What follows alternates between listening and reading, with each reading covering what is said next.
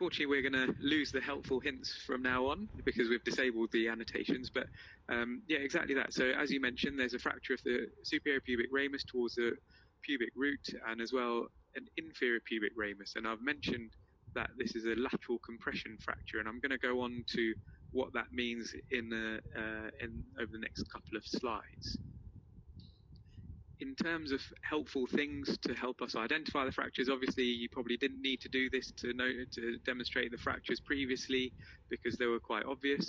But if we trace around the interior margin of the pelvis as well as the obturator foramina bilaterally, any more subtle fractures might be easy to see. And it's, as you all know, and it's kind of I'm sure it's something that you're all very familiar and happy with. It's just important to always trace around the cortices of every single bone that's visible on the radiograph, just to ensure that you don't miss anything. So in addition to looking at the pelvic rings, it's also important to look at the iliopectineal line that we can see here, as well as the ilioischial line. And again, that might help us to determine if there's any subtle fractures or subtle displacement, and we'll come on to the significance of the two lines in a little while. So, as we mentioned, the first case was a pubic ramus fracture, and the iliopectineal lines disrupted, and the ilioischial lines also disrupted. So, how about the pelvis itself? So, remember, the pelvis is a ring-like structure. I know everyone talks about this frequently, and everyone's probably fed up of hearing about rings, but as with in all other areas of the body, if there's disruption of the ring in one area, it's more likely to be disrupted in another area. The posterior arch is actually the strongest part of the ring, and the posterior arch comprises of the ilium, the sacrum, the contralateral ilium, as well as strong ligamentous structures that help provide support. So part of those include the sacroiliac ligaments, and the posterior sacroiliac ligaments that I'm highlighting here are actually the strongest and are very important for stability of the pelvis. In addition, we have the sacrospinous ligaments that we can see here, going to the ischial spine and the sacrotuberous ligament. Remember, all of these structures are important for support of the pelvis, but as we mentioned, if we have a fracture in one area, we're likely to have a fracture elsewhere. So we spoke about lateral compression fracture. What is a lateral compression fracture? So it's exactly what the name suggests. So when there's a compressive force either side of the pelvis, so you have a force coming from the left side of the patient, force coming on the right side of the patient, and it's basically what buckles first. And this is something that's quite common in elderly patients who are generally a bit osteoporotic. If they fall, they may well have fractures of their superior and inferior pubic rami. So that's basically a lateral compression type fracture. Although they're falling on their greater trochanter, they end up fracturing their pubic rami, and they may also fracture their sacral ala. And of course, in younger patients, you might need a more sustained force, and you might have a more significant injury. And with a large lateral compression fracture, what can sometimes happen is you have a compression injury, and if the force continues, you actually have displacement of the other side. So you have opening up of the other side and compression on one side. So an important tip to look out for is, as we mentioned, superior and inferior pubic rami, which are fractures that we might see, as you quite well spotted, and they typically overlap, and there's loss of volume of the pelvis. So there's this overlapping phenomenon that we see because there's a compressive force on the pelvis. And also there may be disruption of the sacral arches. So just remember to look for those things. So in addition to the rings that we mentioned, remember to look for the sacral arches, and they're basically the roofs of the neural foramina that we typically see on MR and CT, and we just might see them as subtle sclerotic lines on a radiograph. So make sure, if you do visualize them, make sure they're intact. So how about this case? What are our thoughts on this one?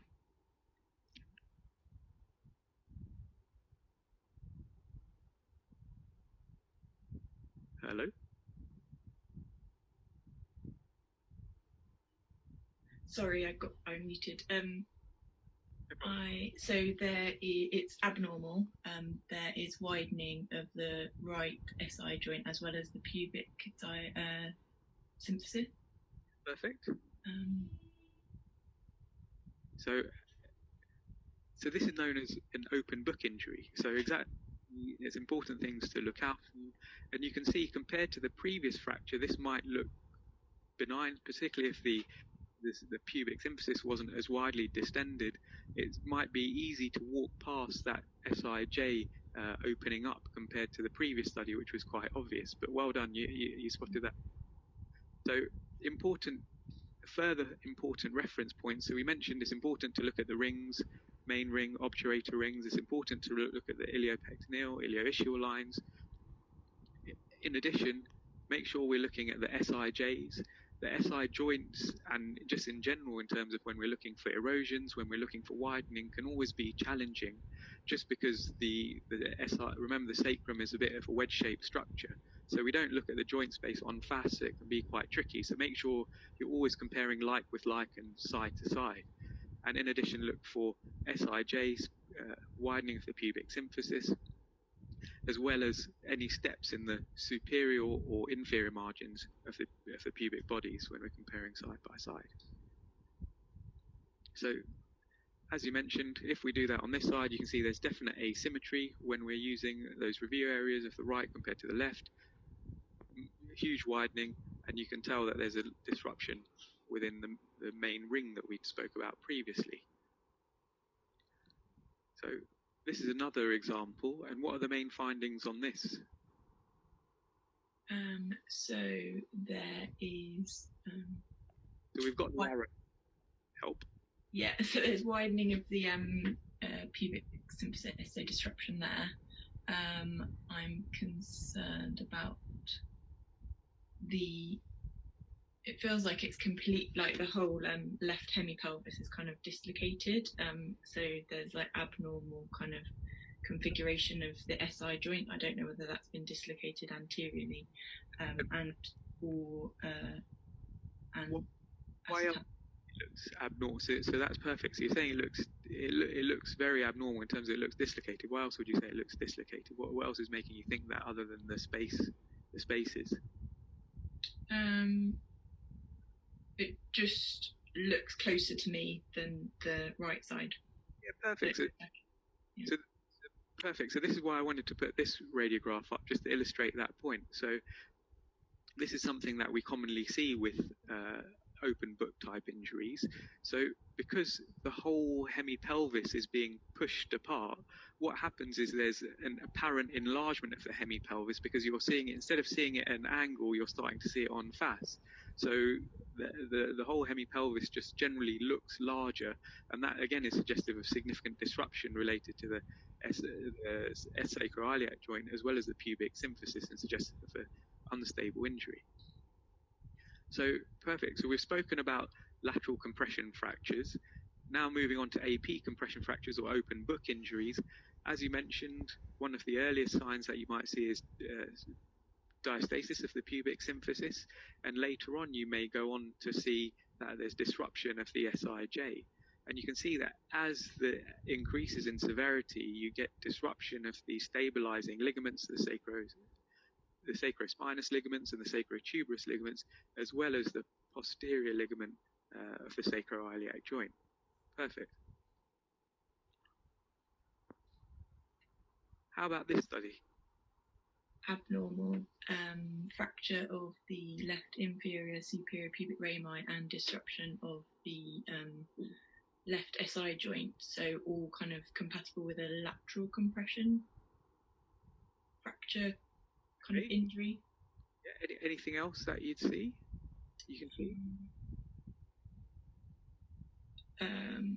The right, so there is a there's linear lucency, so there's a right neck of femur fracture, potentially intertrochanteric or kind of. Don't worry too much about that. Making stuff up now. No, you have to think everything through in your head. There's linear lucency at the root of the right inferior and superior pubic rami, where they kind of there. So right. Yeah. So are you worried about this region? Yeah. Okay, and then have a look at that area in a bit more detail. Anything else that you can see? So the ischial tuberosity is more pronounced, and so if I trace out this structure, what do you think this structure? That's the acetabulum. So it's an So the is it? We think there's But probably. then are both hips completely? Yeah, exactly. So just remember to stick to your checkpoints, because you identified all the abnormalities correctly, right? So there's disruption of the left superior and inferior pubic rami, there's a fracture traversing the right acetabulum, there's asymmetrical widening of the left SIJ. But as you mentioned, if you look carefully, once we've looked at the acetabulum, just take a step back and just make sure we check everything else. So if we will come on to this a bit later, but if we have a look at Shenton's line, we can see that it stops. So Shenton line's from here, and then there's a big abrupt stop, and then it comes up again. Yeah? Yep. Perfect. And how about this case? Abnormal. Left pubic rami fracture and acetabular fracture. Right's okay. Both of them are normally located. Generalized osteopenia, but yeah. So there's a lot of bowel gas up at the top, overlying the sacrum, making it difficult alongside osteopenia to evaluate. But I think if there was just one primary abnormality in the context of rapids, then it would be an acetabular fracture on the left. Exactly that. And just think of this as trying to tune your eye into all of the check areas that we're coming across, rather than think of it as one abnormality. So as we mentioned, for each case, if you have a look, just develop your eye to start looking at the large ring, and then you can see that there's a breach in the superior pubic ramus or iliopectineal line. If you have a look at the smaller rings, you can't really see a definitive breach here, because you can see that there's abnormal morphology of this obturator. So is that due to obliquity, but likelihood is related to the fracture that we can see, and then move on to the next areas that we spoke about. So can we see any widening of the SIJs? As you mentioned, it's tricky to see the widening of the SIJs. Any widening of the pubic symphysis, we can't see. Any significant step of the pubic symphysis, we can't see. Sacral arcuate lines, again, the ones that we can see look okay, but often it can be tricky to see all of them. And as you mentioned, Shenton's lines look okay, so perfect. So as you mentioned, there's an acetabular which is involving the root of the superior pubic ramus, involving the acetabulum. So perfect. Moving on to acetabular fractures. Remember that in terms of the anatomy, when we're describing acetabular fractures, we usually split the pelvis or the hemipelvis or an acetabulum into an anterior column, which is here in yellow, and a posterior column, which is here in purple. And this is an important thing because it helps to guide subsequent surgery and management of the patient, and you can tell which columns are involved. And remember, those columns are associated or correlate with different lines, I'm sure you're all aware. So remember, the iliopectineal line corresponds to the anterior column. So if there's disruption of the anterior of the iliopectineal line, it suggests that there's disruption of the anterior column. Similarly, the posterior column corresponds to the ilioischial line. So disruption of the ilioischial line will suggest a posterior column injury. And similarly, it's important to look out for the posterior and anterior acetabular margins, because again, that's going to suggest whether there's a fracture of the anterior acetabulum or posterior acetabulum. So a few things to look out for. This was the same case, and just remember, we don't need to go into this into too much detail because it's not necessarily something that we need to know for rapids, but just might help us in day-to-day practice. Jude initially came out with a few different types of fracture classifications, and they were, like we said, involving the anterior column, posterior column, or the wall. So remember, as we said, if there's disruption of the iliopectineal line, disruption of the ilioischial line, disruption of the anterior acetabular margin or posterior acetabular margin, and then transverse. Similarly, unfortunately, nothing in life is that straightforward, and all of these can be mixed together, so there can be mixed pattern and associated fractures, but these tend to be the commonest that we see. And again, I'm not going to talk about that in any more detail. Moving on to the next case. So can I ask, do you think is it normal or abnormal? And if it's abnormal, what's the abnormality?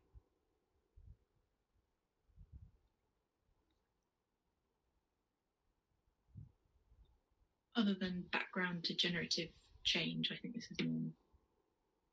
Okay. So actually, no, I want to retract. There's kind of cortical irregularity or incongruity in the left medial pubic bone. Don't know whether that could all be degenerative, like kind of erosive pathology, or whether that was a genuine lytic lesion. And then the more I look around, there's kind of areas of lucency that could be. I think that as much as people make out that it's a black and white world, I think it's probably one of the hardest calls is if there's a lytic lesion or not. And here we see plenty of lesions, and you see that we're lucky to have the patient come and then they have their MRI, and then you see this whopping great big mass, and that's causing loads of destruction. And to be honest, retrospectively on the x-ray, it's still very difficult to see. So it's always a difficult call. So don't worry too much. And remember, if we stick to the general rapid reporting principles, that is it a definite finding or not a definite finding?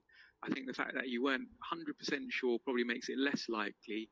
And again, erosive pathology at SIJ is probably rare to have an erosive arthropathy involving the SIJ, and more likely to have degenerative changes at the SIJ, which is probably for rapid reporting is acceptable. Yeah. Anything else?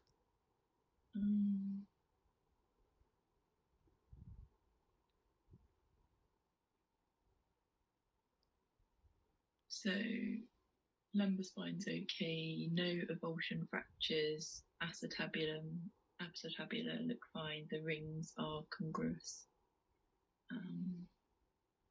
So this is a tricky one, and I'm gonna give you the answer, and then we're gonna go through it together again in a second. So there's a valgus impaction fracture of the right femoral neck. Yeah, and a tricky one, and the reason that I think is tricky and that I included it is because if you look at Shenton's line, it looks intact. So Shenton's line isn't the be all and end all, and a lot of these kind of lines and guides, sometimes when it's very subtle, it might not help. So let's go on to see how we can tell. So as I mentioned, Shenton's line doesn't necessarily help, although it's an important review. So if we're stuck, we've looked at everything else, looked at all the other things we've spoken about, it's important to think of Shenton's line. But how can we establish that this is a fracture? So remember all our steps, so review areas, but I think prior to review areas, it's important to check around the cortices of all the bones. So if we have a look on the left-hand side, you see coming at the medial aspect of the femoral diaphysis, trochanteric region, femoral neck, and then femoral head and neck junction, round, back, femoral neck. And on the medial aspect, again, diaphysis, trochanteric region, femoral neck, head and neck junction. I think it's still quite tricky to see here, to be honest, right? But if we have a look on the lateral aspect of the femoral neck and the head and neck junction, if we can see here, we can still see neck, we can still see neck, still see neck here, but actually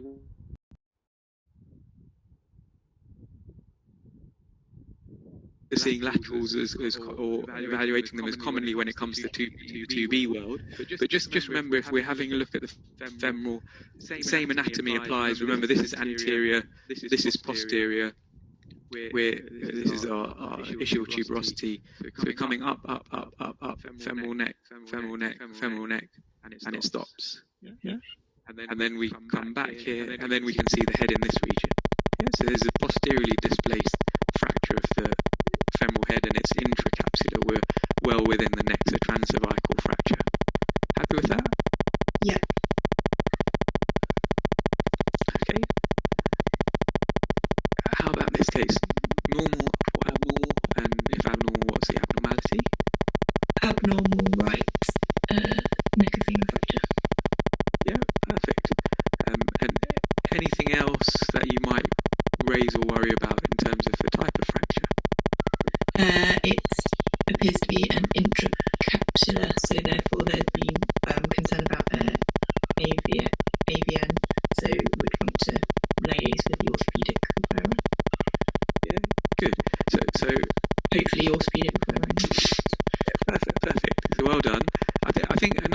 important thing to raise with this fracture, agree 100%. So again, Shenton's line is there to try and help us. Shenton's line, again, to be honest, doesn't look hugely disrupted, but maybe when you're going along Shenton's line, you realise that there's a lucency here and there might be a step in the cortex. But the lateral margin, you can see that the actual femoral neck is a bit difficult to see.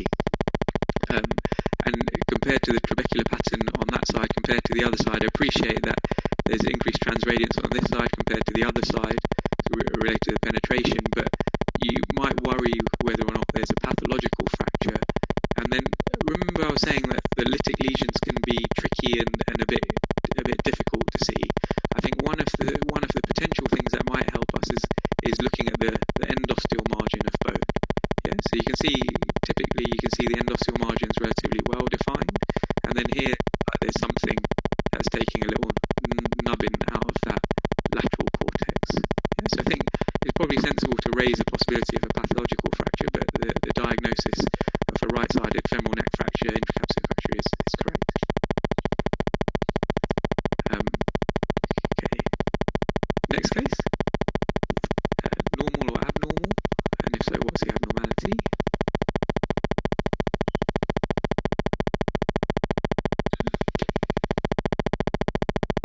Normal.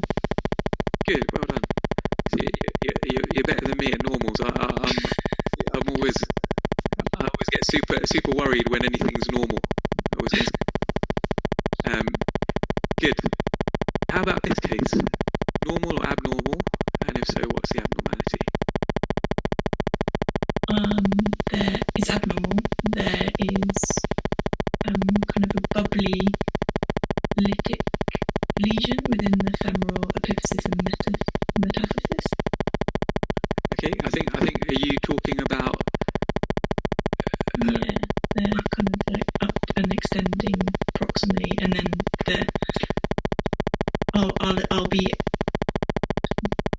I don't look at laterals very often on their own, so I'm not entirely confident. But yeah, it just looks generally lucent. I don't know whether that's projectional or not.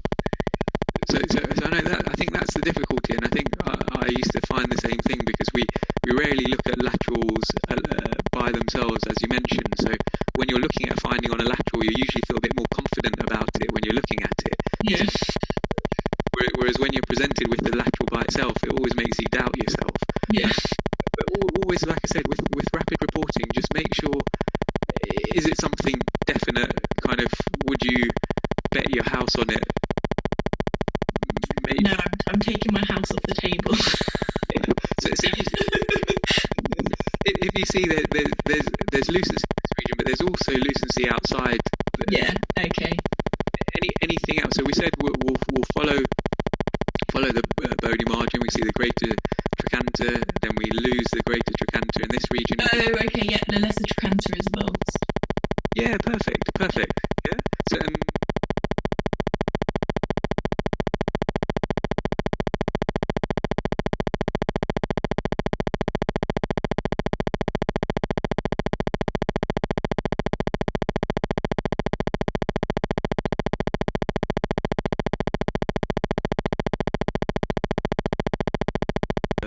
than the adjacent tendon, whereas as we get older, the bones are less likely to avulse, and it's usually the tendons that avulse, right?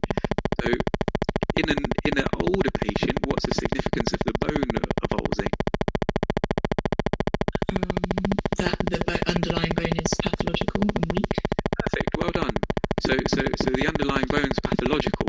So in particular, with regards to a lesser trochanteric avulsion, you have to raise the possibility, or the commonest reason in adult patients is due to METs, or an inoperative lesion. And this is an MRI study, and remember, with an MRI study, as I'm sure Dr. Khan's going to go on to mention to you, usually we should have normal fatty marrow, and it's similar to the fat outside the skin.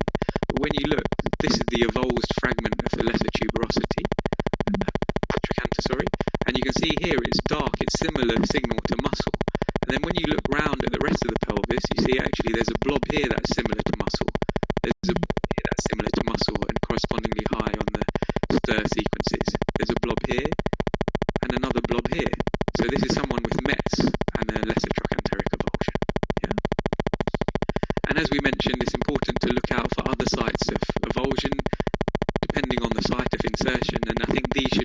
again form part of your checklist when you're looking at studies, particularly in the paediatric patient where avulsion injuries tend to be more common.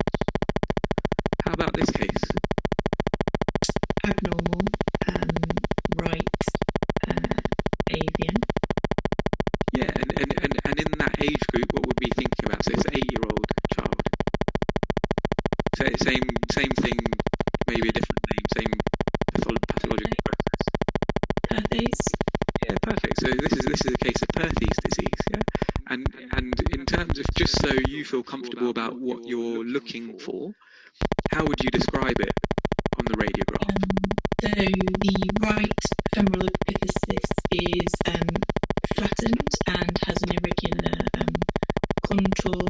There's not yet fragmentation, and there's kind of widening of the physis earlier on, but this is a bit more progressed to that. So it's a flattened and irregular kind of epiphysis, and then you eventually go on to kind of fragmentation.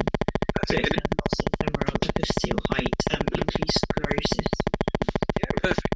And in terms of the attenuation of the proximal femoral epiphysis on the right compared to the left? Sclerotic in comparison.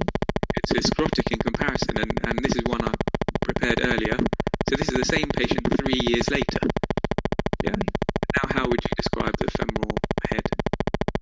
So the femoral epiphysis is almost non-discernible. It's completely fragmented,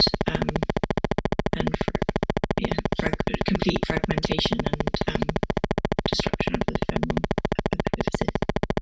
Yeah, exactly. So remember, so in summary, what we're looking for, so we're looking for sclerosis, so there should be a difference in attenuation unless it's bilateral. There might be loss of height. There might be widening of the physis, which you might get, but that's a tricky sign. Moving on, we see some more of the other signs here. So there might be start of a coxomagna, so you see that the femoral head's starting to widen. There's irregularity now of the epiphysis, maybe not fragmentation, but it's definitely very irregular, and you get the impression that there's lucencies within the epiphysis. There's less coverage now of the femoral head as it's starting to become wider. So you see the lateral margin here of the acetabulum compared to the lateral margin here. So now the femoral head is starting to poke out.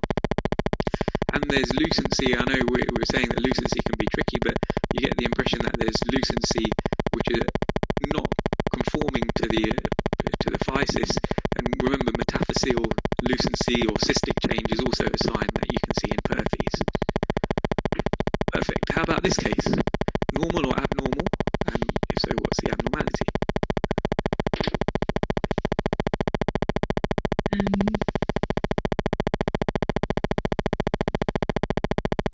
So subjectively, there is asymmetry in the size of the femoral epiphyses, but applying the principle of rapids, if it's not barn-door, then would probably err towards. Okay, perfect. So that's a good thought process. So, like you said, is it abnormal? It looks slightly abnormal, but we're not sure if it's abnormal enough. So, what in someone of this age group, what's the potential pathology that someone might be showing you?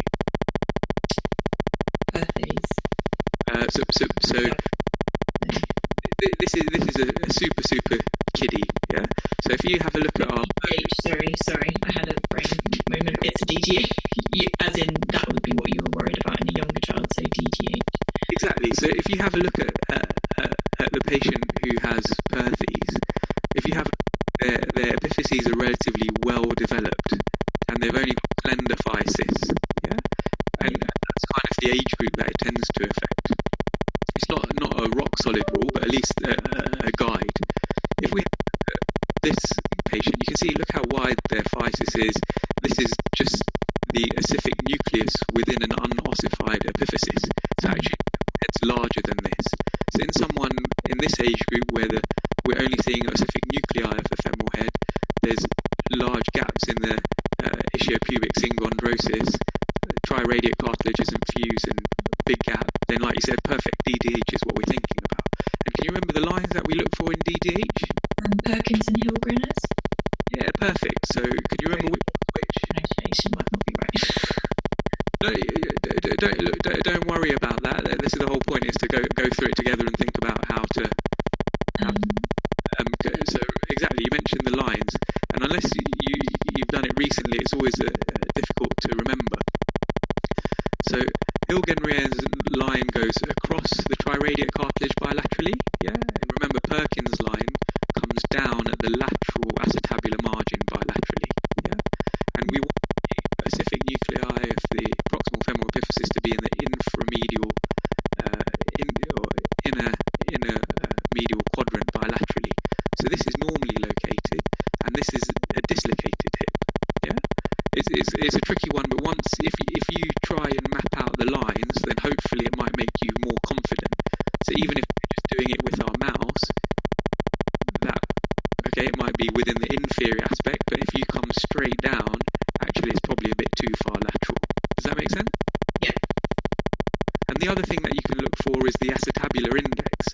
And again, no one's expecting you to measure this during a rapid reporting, but just something that might help and might make you feel more comfortable making the diagnosis.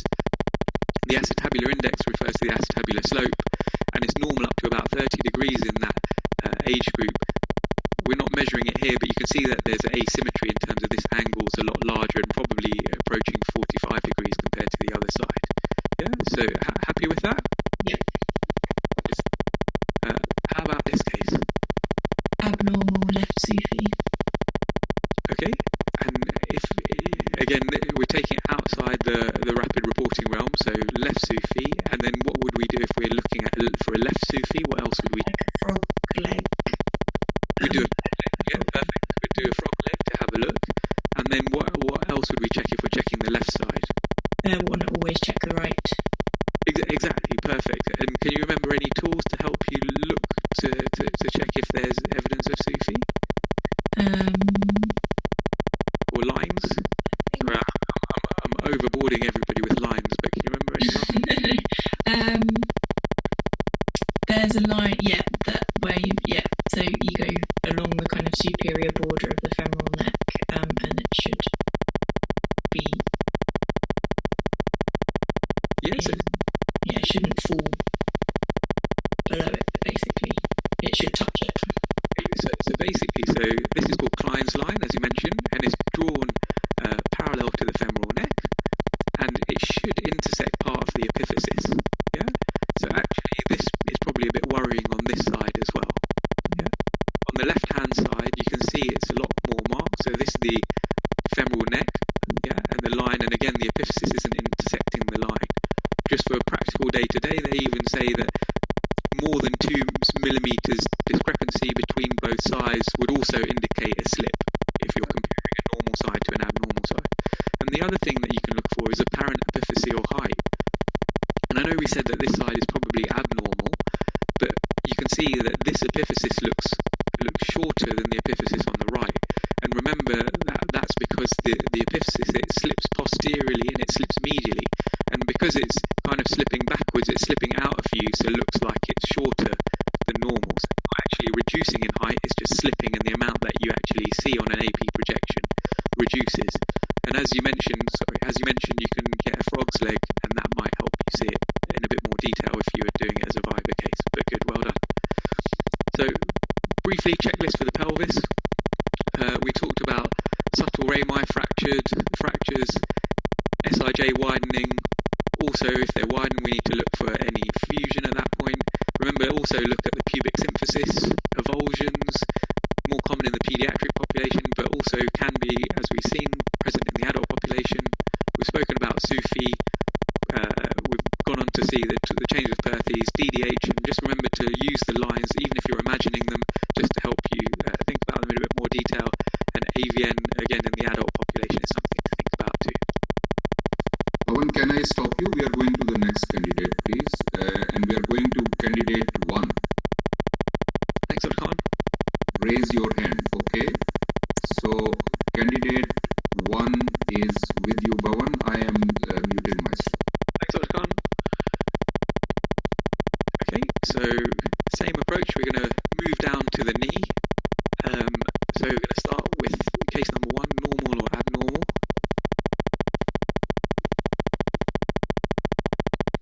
I think that this is abnormal. abnormal. I think I can see an oblique lucent line extending through the medial femoral condyle. Or is that projectional? Is it this line that you're talking about? Yeah. Okay, so I'm being mean again. So just whenever you see a lucency or an apparent lucency, make sure you follow it to its maximum medial and its maximum lateral margin, because you see, okay, there might be something that you're saying here that looks lucent, but actually here it looks like the lucency looks at the interface of the patella. You know, so that's not a discrete fracture that we can see there, but this is actually a normal case. So apologies, it looks lucent, but it's just projectional rather than a true finding. Yeah. Yep. How about this case?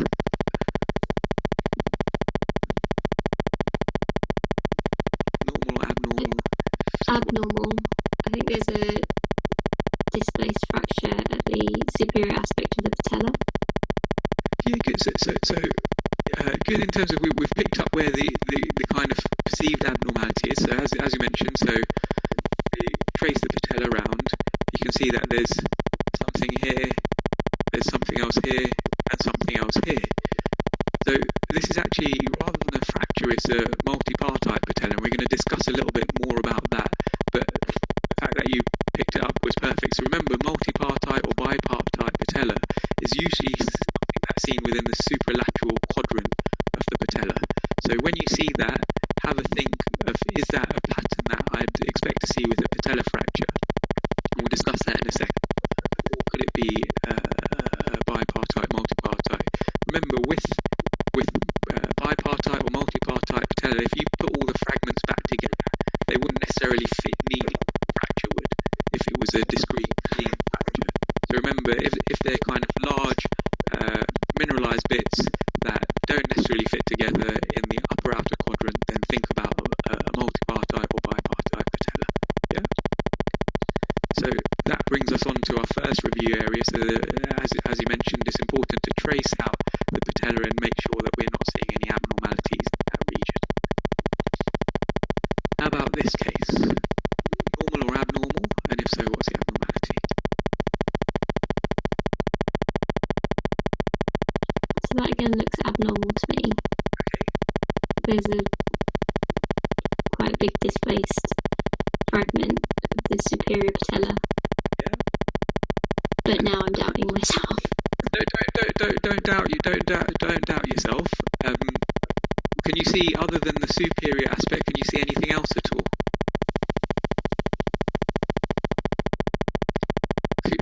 In terms of the multipartite or bipartite, we said there's something in the upper outer quadrant. Does it look like, can you see the rest of the patella? Yeah, so it looks like the inferior half is where you would expect it to be. Good. Perfect. So if that's the case, then you can be more confident about it. Yeah. So as you mentioned, if we try and trace round, we can see that this is the patella here. It might be a bit confusing because the main part we can see is the upper outer bit. So apologies, I didn't mean to confuse you with that. But if we come around, we can see part of the patella up to here. Yeah. And then it looks like we can see an inferior margin and then nothing. And then we come downstairs and we can see this bit here. So actually that's a patella fracture. And then of course always when we have the other view, it's always a lot more helpful. But just remember that this is a common type of fracture morphology for a patella, so a transverse fracture. And remember, if you have a transverse fracture, the bits are going to, there's going to be the pull of the patella tendon one way, pull of the quadriceps the other way, and it's usually going to be hugely displaced if there's a transverse fracture. And remember, the multipartite patella or bipartite patella is all going to be one structure because there's a synchondrosis between the separate ossification centers. So there is something in between there. There's cartilage which is all holding it together. So it's not going to be split apart. Does that make sense? Yeah. How about this case? So this looks abnormal. Yeah, like good. A comminuted fracture of the patella. Good, perfect. Sorry, that's the last one that I'm going to bug you with the patella. Sorry. So Exactly that. So remember, these bits, it looks like if you had some glue and you were allowed in theatres, you might be able to stick it all back together with some Pritt stick. But remember, the other bit wasn't that congruent in terms of the multipartite, and it's within the upper outer quadrant, whereas this is extending all the way down to the inferior pole, probably more than halfway into the patella.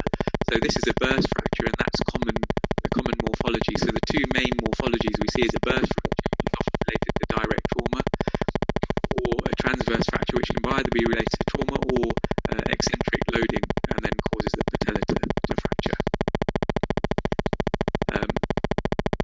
So I lied, I think there's one more patella case, so sorry. So normal, abnormal, and if so, what's the abnormality?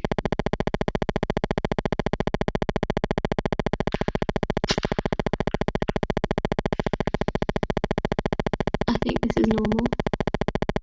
Okay. So again, I'm being a little bit mean because it's line related, but again, this is just something to add to your checklist and to think about. So this is a case of patella alta. Yeah.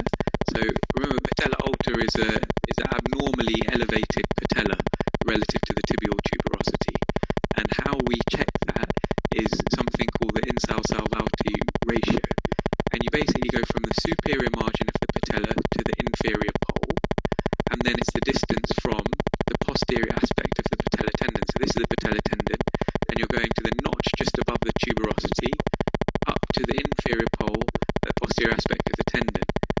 And normally it should be less than 1.2, but you see if you flopped that round to maybe here, there's probably about 2 patellas worth, or at least one and a fair bit, between the tibial tuberosity and the inferior pole. So this is an abnormally elevated patella. Yeah?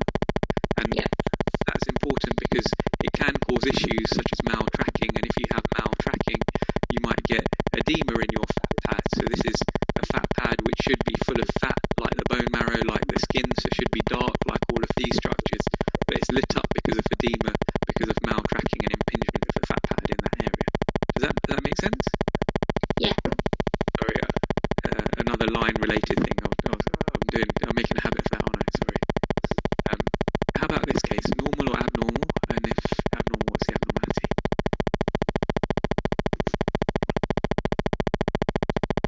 I think it's...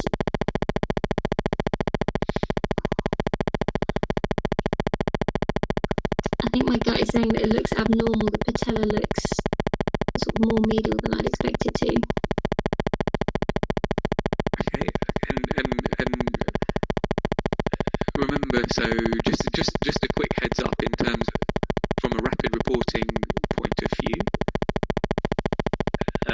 patella dislocation, if anything, is more common to have lateral patella dislocation. Yeah. So and it's not something, again, it's not a kind of bet your house on type thing. I know the other one wasn't, but when with the case before, when you know the measurements, you'd still be very confident to call it. If you weren't sure of the measurements, then I wouldn't be confident to call it. But if you measure it, or at least you know what the insal-salvalti ratio is, then you'd feel more confident about it. Here, you're probably not confident to say it's definitely medially displaced. You think it might be, might not be. So we've said in terms of patella, we want to trace out the patella, which we have. In terms of the height of the patella, it can be tricky. It should be on a knee that's flexed at 30 degrees and better assessed on a lateral view. So it'll be unlikely for someone to give you that on an AP film of the knee, right? So patella pathology-wise in the AP knee, just think of, unless it's grossly dislocated, think of a transverse fracture or burst fracture or multipartite patella if someone's being a bit mean. Yeah? And I don't think we can see any of those things on here. So let's step away from the patella. What else would we do in terms of our checklists?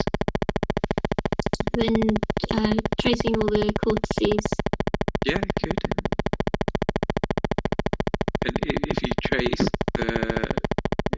if you follow me, just let's say if you can see anything abnormal or not. So if we're following the cortex.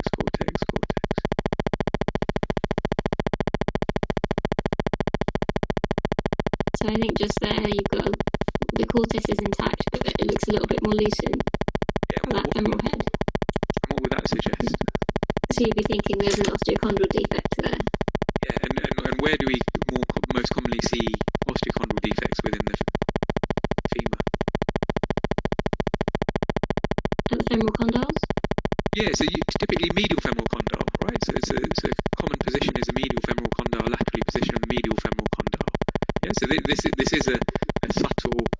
Sorry if that's a tricky one. This is a subtle osteochondral defect of the medial femoral condyle. Yeah, but I think maybe it's not projecting well, and hopefully one that they'll give you in the exam would project a bit better. But you get the impression that there might be a sclerotic margin to it, and it's more loosened than the adjacent bone, although it looks like the overlying cortex still looks intact, but it looks like there's a change in attenuation in that area. Yeah? Yep. Okay, so as with the patella, we'll add the femoral condyles onto the checklist. Remember to trace along the medial and lateral femoral condyles, and when we do that, as we mentioned, OCD. How about this case? Normal, abnormal? And if so, what's the abnormality? So abnormal, there's a linear displaced fracture at the lateral aspect of the tibial plateau. Yeah, perfect. Well done. And what do we sometimes call that fracture?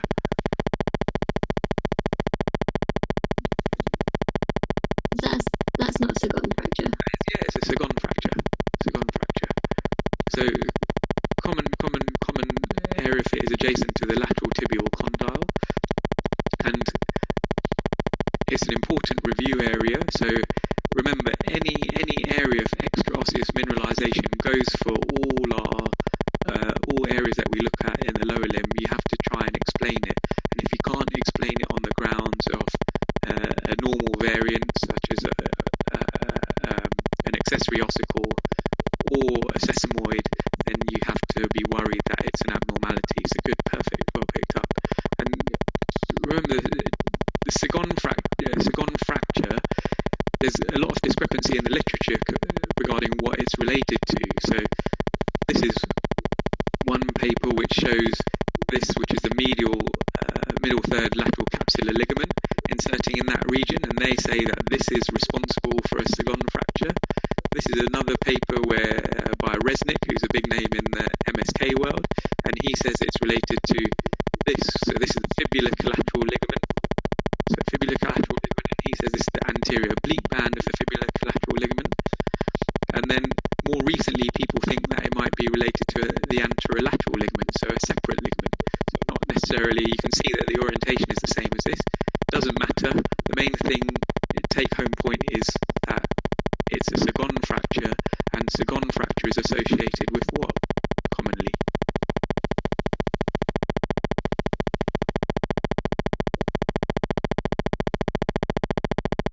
Hello? Hi, sorry. So what is Sagon fracture is associated with? Can you remember? Is it a ligamentous avulsion fracture? Yeah. So as we mentioned, the Sagon fracture is a ligamentous avulsion, but like we said, there's some controversy as to which ligament, so that doesn't matter. But in terms of from a clinical point of view, the reason that it's important is it can be associated with something else. Can you see anything else on this radiograph? So it looks like there's an avulsion fracture of the ACL. Yeah, perfect. The intercondylar eminence. Yeah, perfect. So there's an intercondylar eminence avulsion fracture, and the reason that a Sagon fracture is important is because it's associated with ACL injury. Yeah? So that's an important thing to look out for. So remember to add the intercondylar eminence to your checklist. And what else is associated with an ACL injury? So this is not important, but the importance is this is a posterolateral corner of the knee, and posterolateral corner injuries are associated with ACL injuries, and posterolateral corner injuries may manifest as an avulsion of the fibular head. So you see all these lateral corner structures all insert on the fibular head. So you can appreciate if there's a significant amount of trauma to the knee, it might avulse the ACL or tear the ACL, and you may also get an avulsion at the fibular head where all these posterolateral corner ligaments are inserting. So it's important to also make sure moving on. How about this case? Normal or abnormal? Abnormal. Okay, and what's the abnormality? A tibial plateau fracture. Yeah, good, perfect, well done. So you see that there's an effusion within the suprapatellar fat pad. More inferiorly, if you trace the tibial plateau, you can see that it's a bit difficult to trace in its entirety, and you get the impression that there might be a few too many lines when we're having a look at the plateau. And then as we come posteriorly, you can see that there's a breach in the posterior cortex, and actually there's also a breach in the posterior fibular cortex. So when we have a look at the anterior, the AP radiograph, it's a lot easier to see. So an important thing to look at.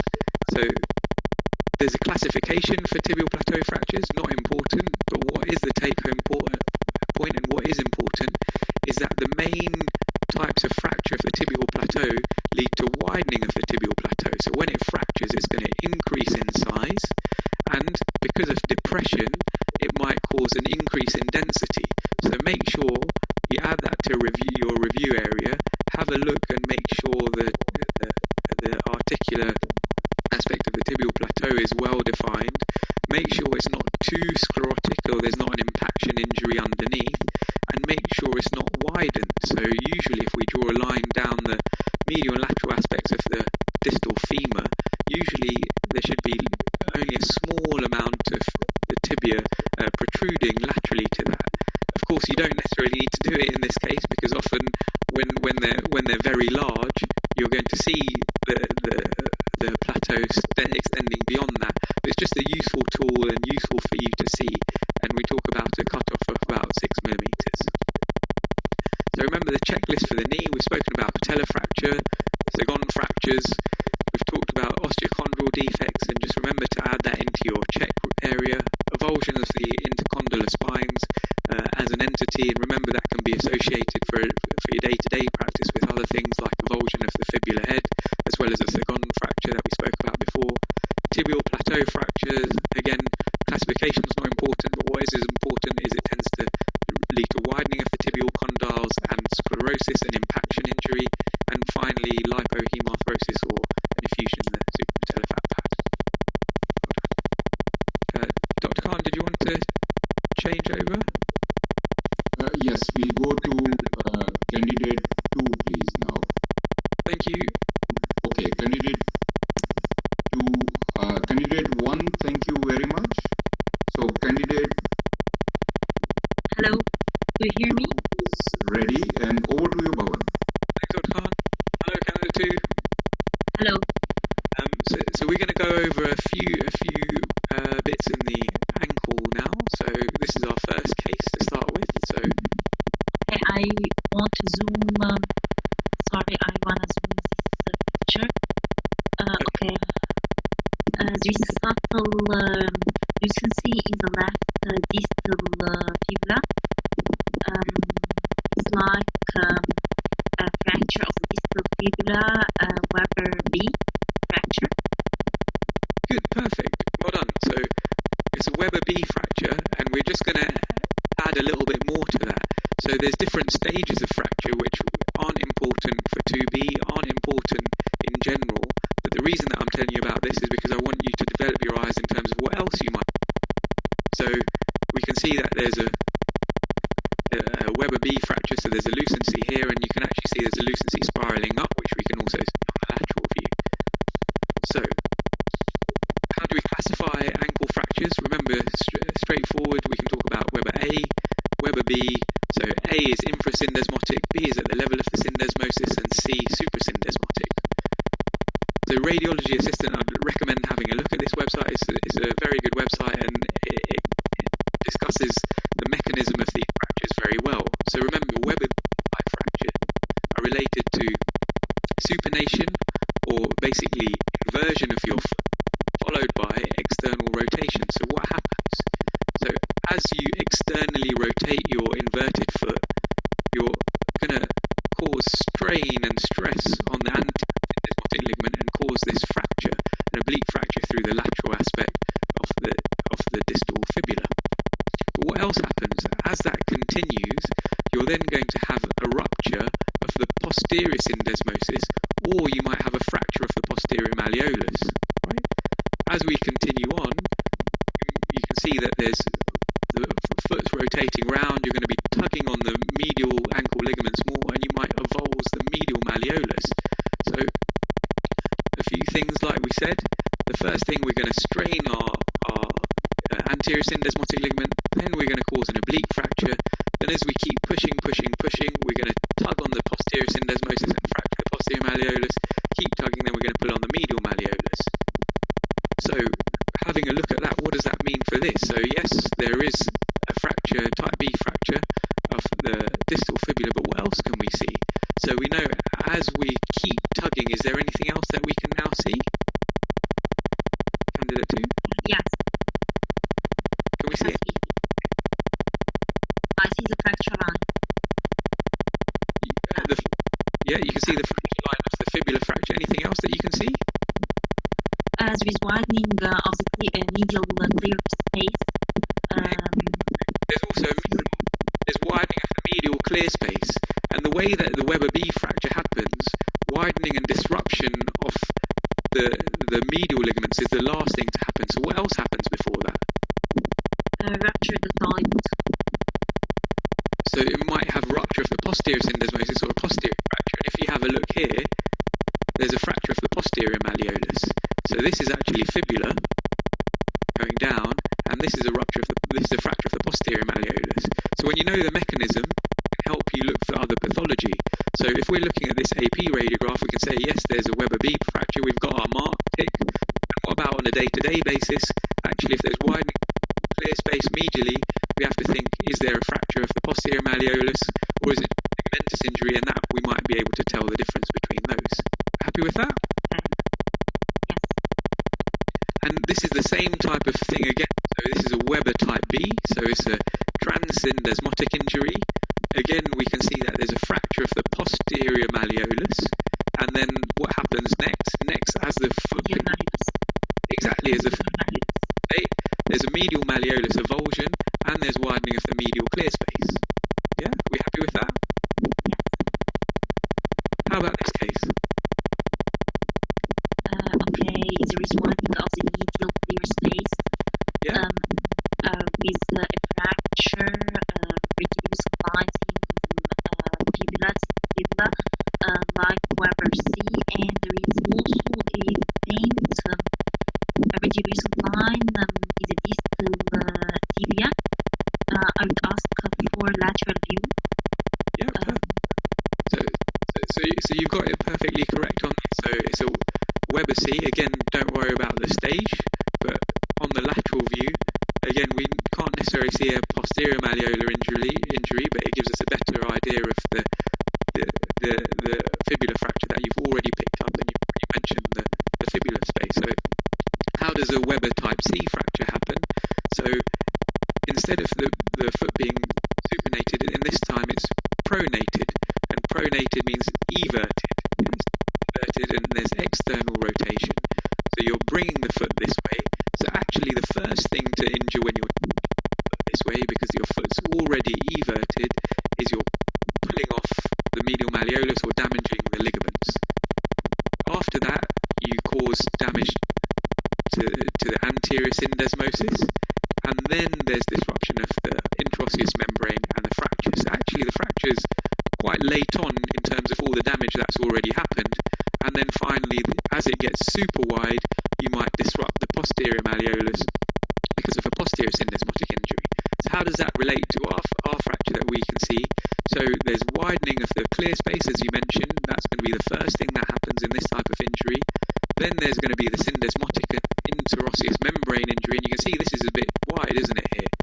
We have a cut-off where we say about a centimetre, it should be less than 6 millimeters. I find that really tricky because a lot of the time, unless they're basically there should be some degree of overlap. If they're not overlapping at all, then that should definitely ring alarm bells.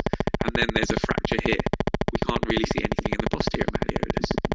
And finally, just to touch on Weber A, just for completeness, Weber A is a lot more straightforward. It's an adduction injury, so the first thing that happens is you pull off the distal fibula, and as it progresses, you push off the medial malleolus. So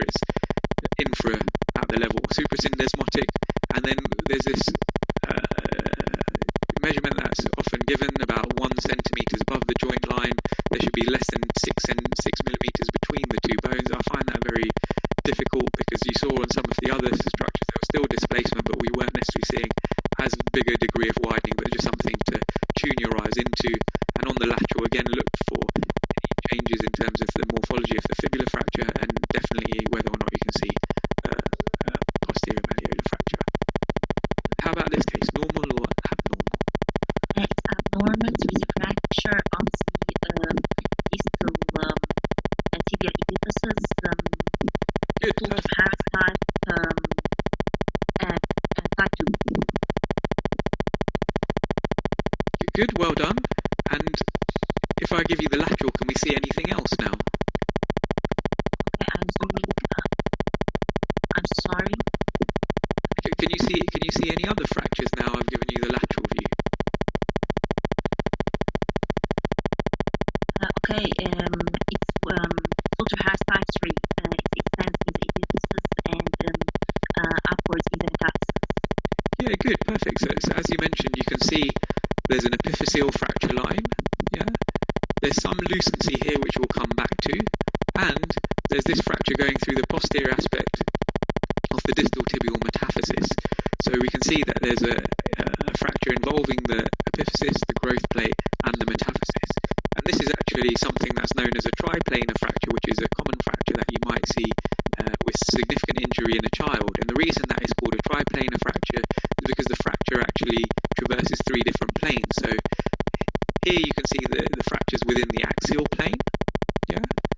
Here the fracture is going to be in the sagittal plane, running through from anterior to posterior of the ankle. And here the fracture is running in the coronal plane.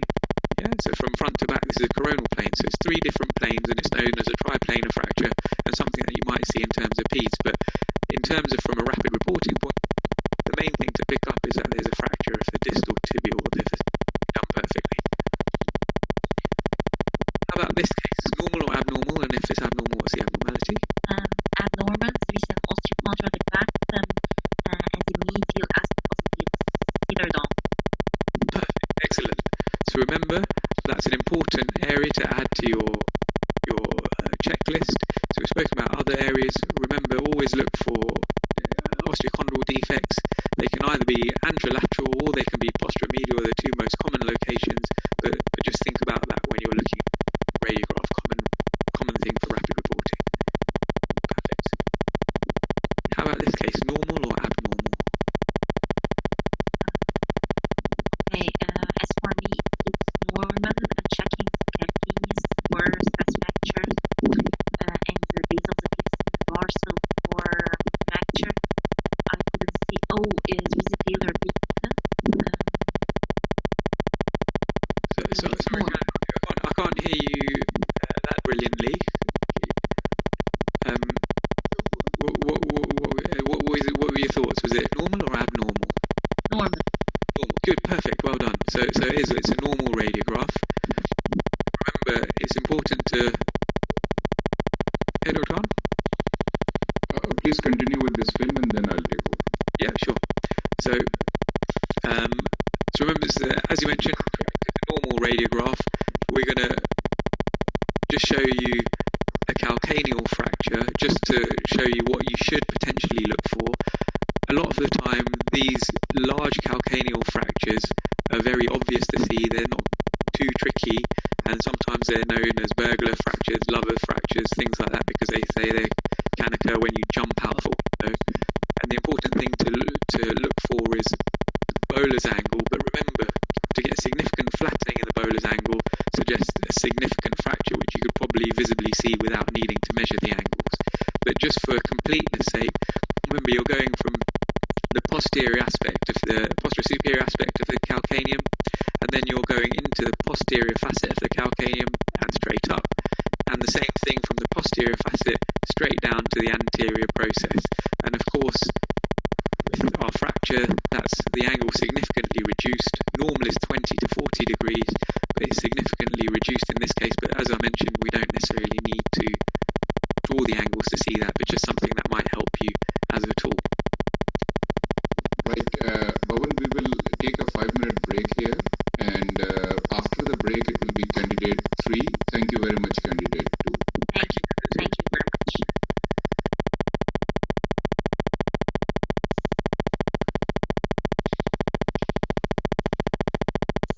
Candidate 3, can you hear us?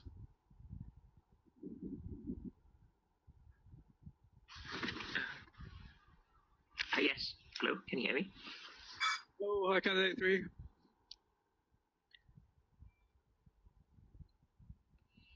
Can you hear us? Yes. Yeah. Hello, can you hear me? Yeah, I can hear you.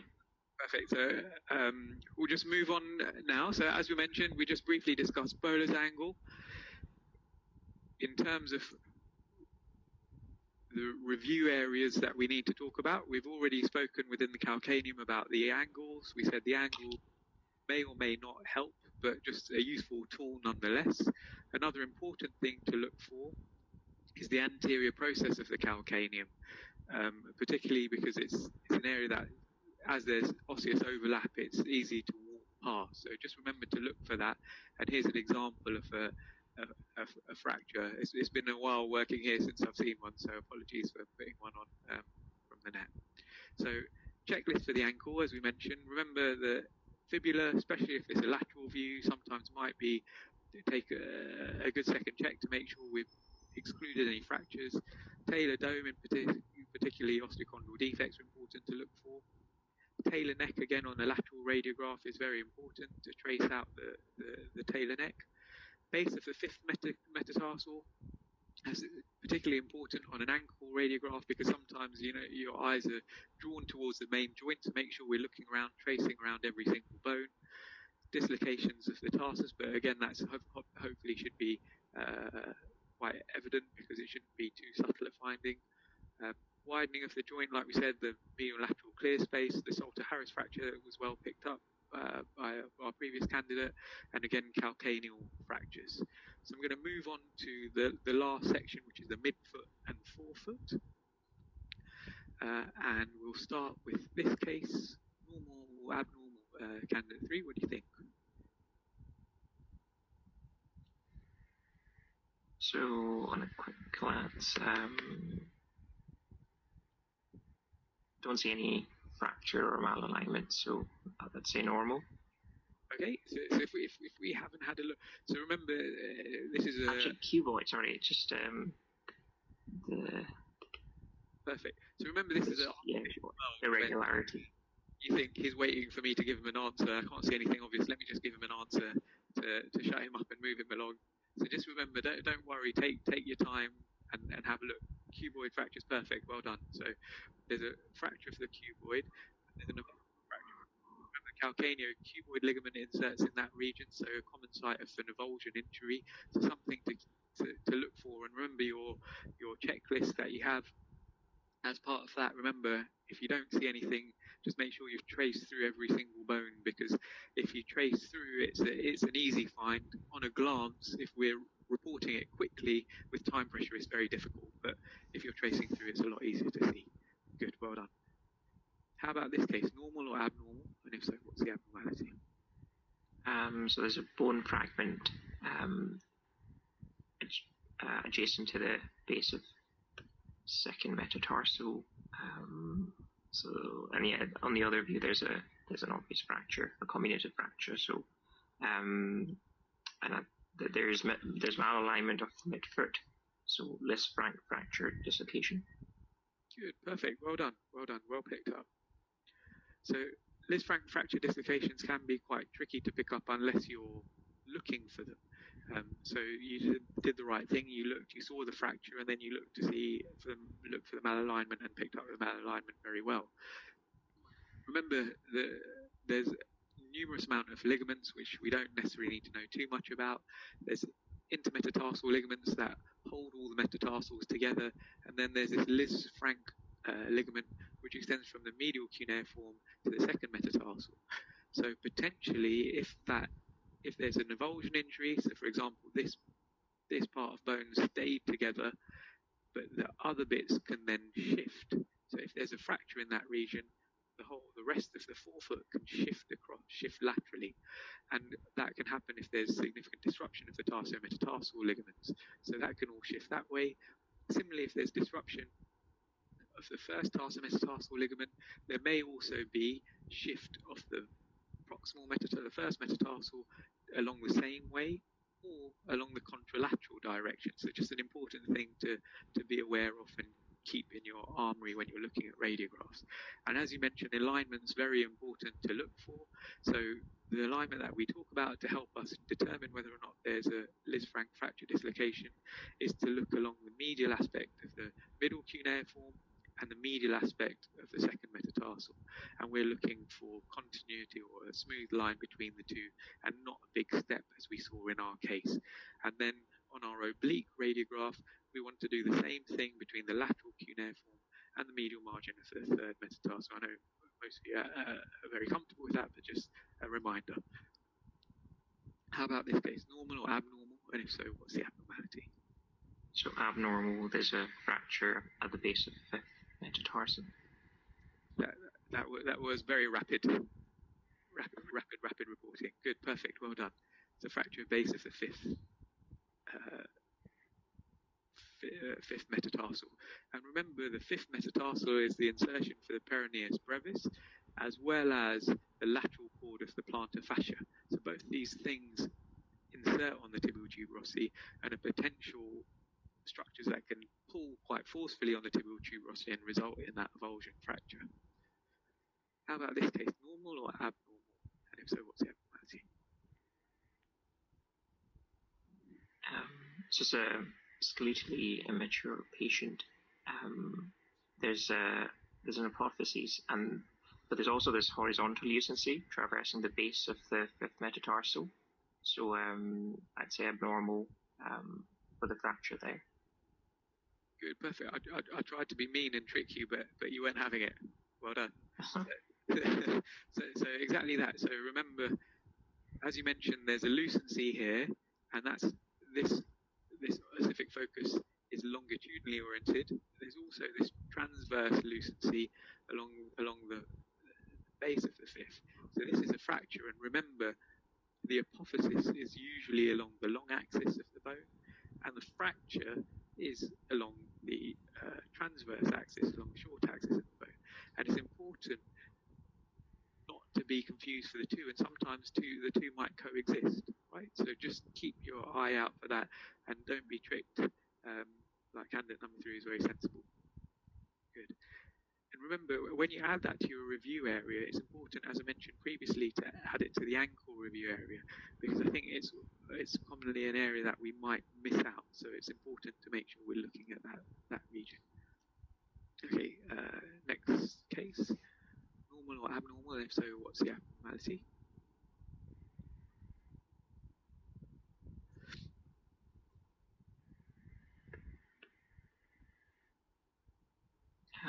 So don't see any, I think the tarsal bones appear intact.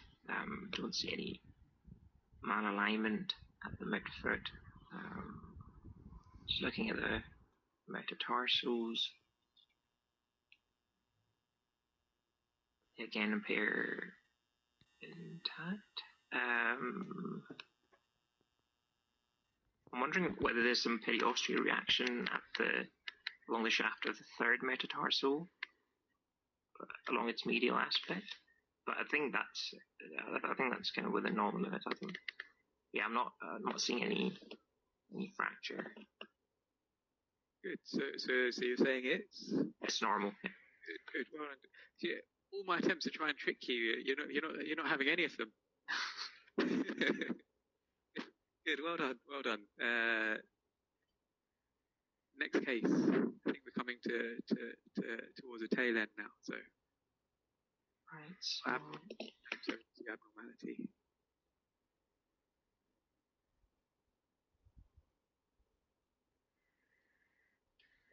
So don't see any tarsal. There's a sclerotic line traversing the cuboid, but then I think it's going across into the cuneiform, so I think it's just projectional. Looking at the phalanges. The cuboid might look funny because the peroneus longus goes under the cuboid. There's a cuboid tunnel and the peroneus longus goes underneath.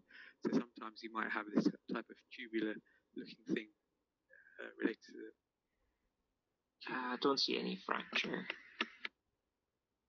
Okay. So now if you haven't seen any, normal, sorry, yeah, normal.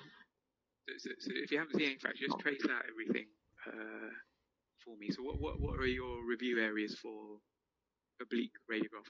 Yeah, so third metatarsal neck. Good, Perfect. Well done. Well done. Good. You were just being nice to me to make you think that I tricked you. So good. Perfect. Well done. So just remember when you've looked through a radiograph, remember what's the most likely abnormality that you might see on this radiograph.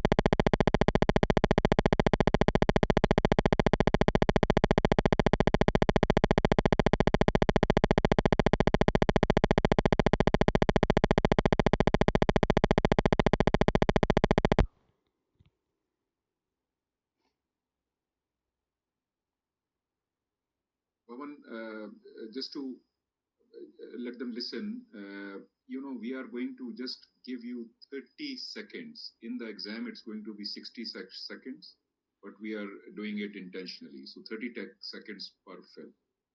Thank you.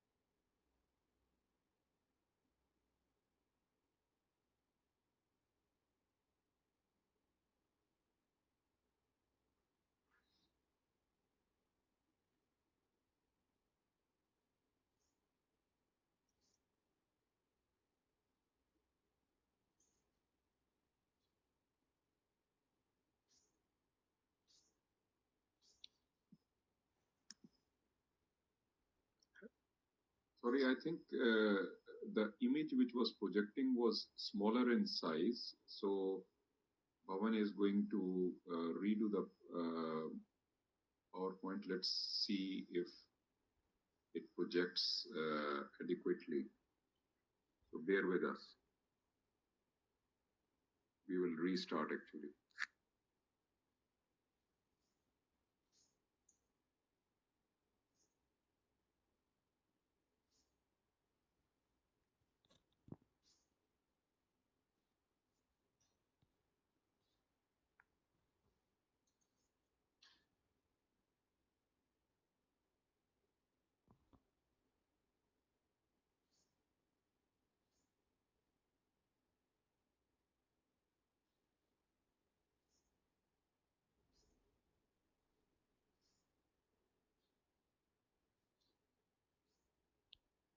Okay, apologies about that. I'm going to try and rerun it and see if the image quality is a bit better. So apologies about that. So we'll just start again, 30 seconds on each case.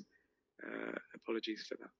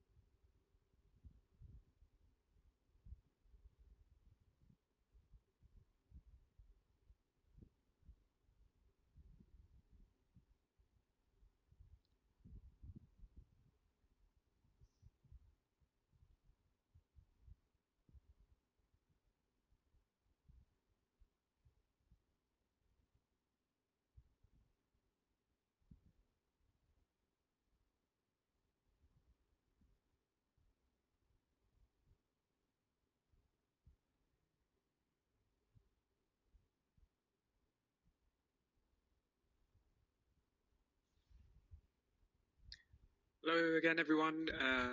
Apologies, I think Dr. Khan mentioned that there's been an issue with the image quality that you're getting. I think it seems like this set was made on the widescreen format of PowerPoint, so I think everything had been compressed into a much narrower window, so apologies about that. The next set should be on the normal 4:3 setting of PowerPoint, so hopefully it might be a bit better, so apologies if that was an issue. Of course, this bit isn't kind of a back and forth between us and candidates, so it's a lot harder to explain bits, but so I'm just really going to be going through the answers without that much discussion. So here we have number 1 was abnormal, supracondylar fracture that we can see.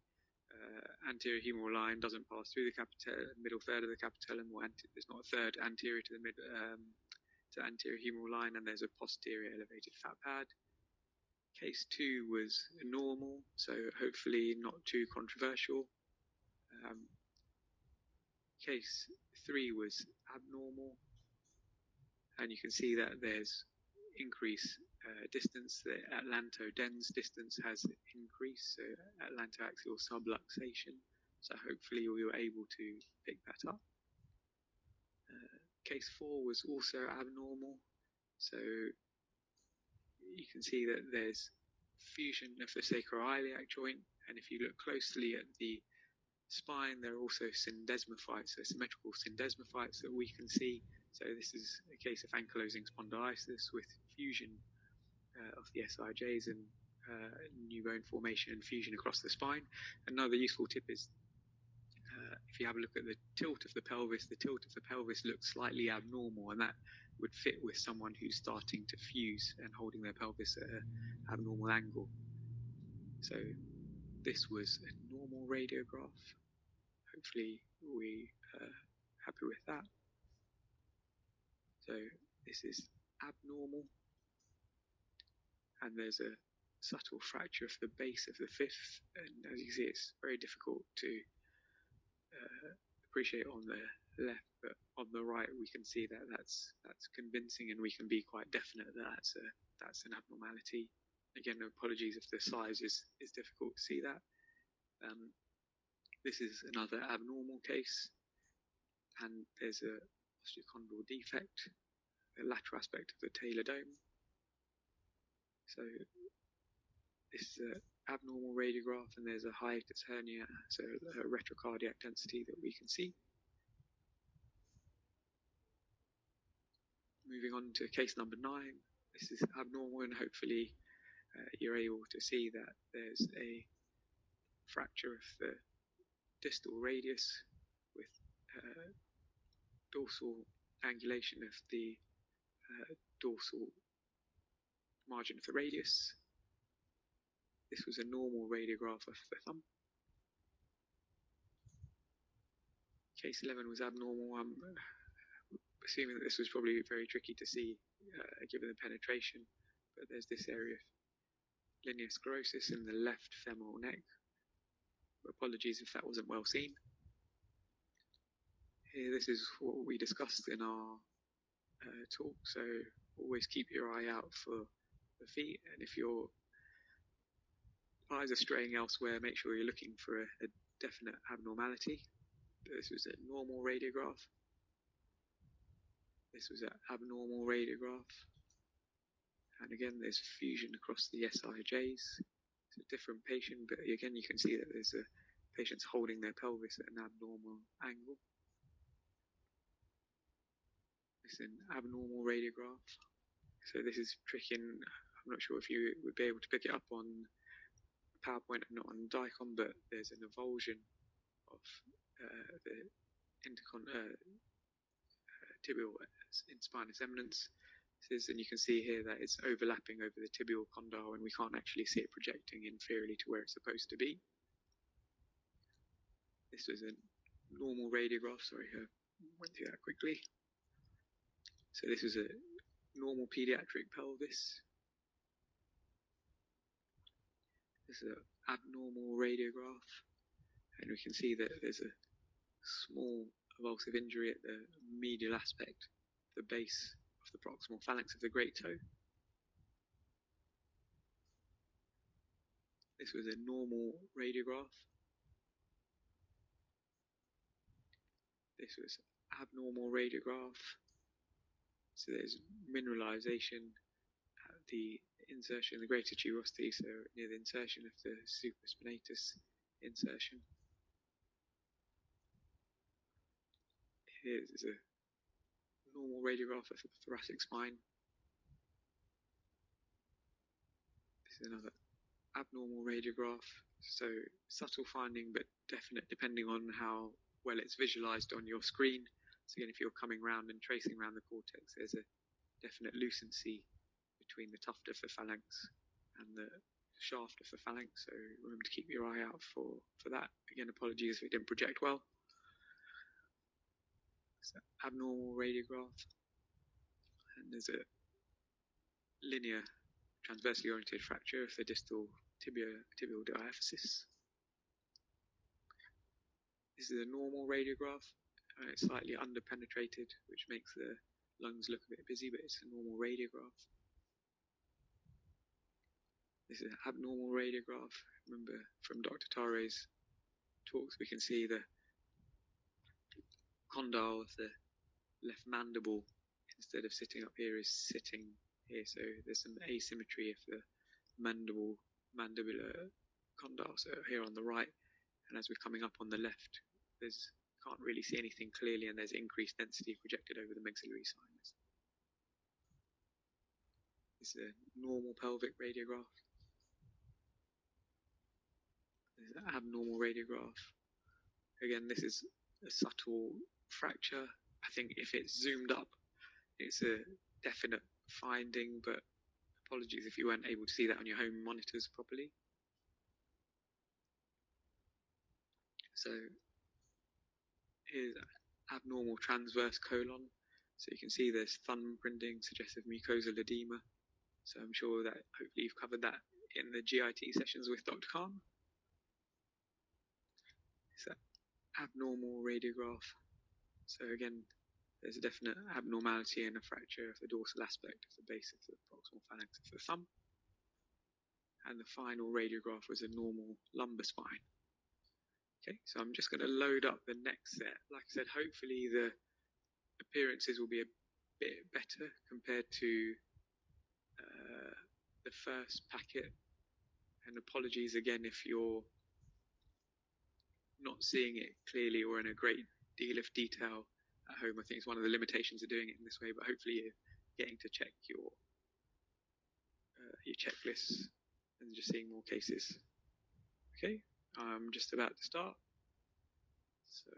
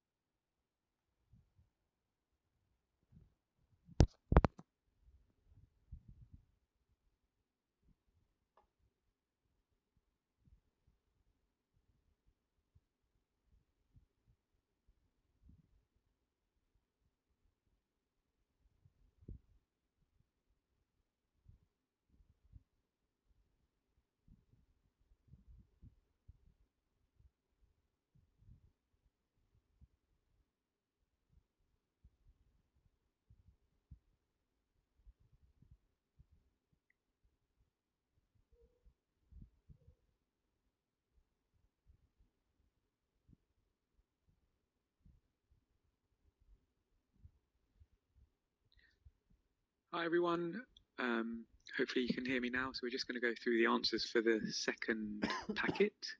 And again, apologies, hope the imaging was a bit better quality than before, and apologies if there was any issues with the imaging, but like I said, hopefully a good practice nonetheless. So the first radiograph was normal. Just be aware that sometimes when there's a degree of obliquity, the ankle mortise might look a bit unusual, but make sure you trace around all the bones and make sure there's not a discrete fracture, but this was normal. Case 2 was also a normal C-spine, so hopefully we felt the same. Case 3 was abnormal, and there's a long scrotic met infiltrating the right clavicle, so hopefully we pick that up, and just remember to check through all the ribs and bones, important things to keep in mind. So this was also abnormal, and again, the lytic lesion, like I was mentioning during the actual teaching session itself, so just be careful of what you're calling lytic. You can see that these have a discrete margin to it, and again, if there's ever any endosteal scalloping, that might also make you feel a bit more confident about calling. Number 5. It's abnormal. Again, I'm not sure how well this would project on your screens at home via Zoom, but there's a subtle fracture through the neck of the humerus, so I'm not sure if you're able to see that or not, but hopefully you might have been. Number 6 was a normal chest radiograph. Again, the film's a bit underpenetrated, but normal. This was a normal radiograph at AP and oblique. So this was an abnormal radiograph of the ankle, and hopefully remember that this is a type A Weber fracture, and remember, as we mentioned, look out for a contralateral injury and a push-off fracture in the medial malleolus. Case 9 is a normal radiograph of the left hand. Case 10 is an abnormal radiograph, and remember, one of our review areas was looking through the tibia and looking at the outline of the distal fibula, so we can see the distal fibula coming down, then we don't see it that clearly, then there's an in-space, see the distal aspect of the fibula, then we come up, and there's an in-space and a step, and up.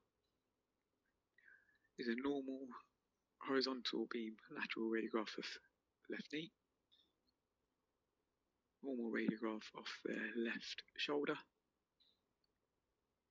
This is abnormal. Hopefully we can see this even without great resolution, so just remember the humeral head should be sitting on the glenoid, and remember the acromion process and coracoid process are pointing in anterior direction, so this is an anterior dislocation.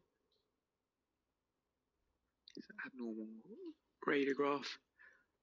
There's a subtle hamate fracture. Again, might be tricky to see on the screens at home, but hopefully it's visible. This is a normal lateral radiograph of the right knee. It's an abnormal radiograph. Again, probably quite tricky on the AP view, just to shortening of the fourth metacarpal head in the sclerotic line, but hopefully a bit more evident on the oblique. This is a normal radiograph. As I said, just be careful if there's any obliquity. This is a weight-bearing radiograph, and the ankle is flexed, so dorsiflexor makes a bit more overlap over the region of the talar dome, but again, normal. This was a normal radiograph of the chest. Normal radiograph, unfused epiphyses in a pelvis radiograph. Normal radiograph of the lumbosacral spine, young patient. So, abnormal radiograph and almost disguised by the overlying soft tissue from the tuft of the great toe, but you can again see that on the AP radiograph. Again, hopefully that projected at home. This is again a normal radiograph of the hands. This is an abnormal radiograph, so just remember to look at your review areas on a chest radiograph and have a look for anything outside of the chest. So humeral joint dislocation. This is a frog's leg view, and hopefully from what we've discussed previously, you can see that there's sclerosis of the right superior femoral capital epiphysis. It's lost height, and there's some lucency in the region of the metaphysis, so case of Perthes. It's a normal chest radiograph, normal C-spine radiograph, another normal radiograph, index finger, normal radiograph, tibia fibula, abnormal radiograph. So hopefully you're looking at the areas that Dr. Tari pointed out, and there's a distortion of the elephant's trunk, so zygomatic fracture. And finally, we end on a normal radiograph of the left knee. Okay, guys, thank you very much for joining us today. Again, hope you found the session useful. Any feedback would be great. Anything else, hope you enjoy the session. And yeah, thank you for joining us, and continue to join Dr. Khan and the rest of the team during the rest of the sessions. I'll just leave this up for a tick. Thank you very much, and all the best. Enjoy the rest of your weekend and get some much deserved downtime. Take care, guys. Bye.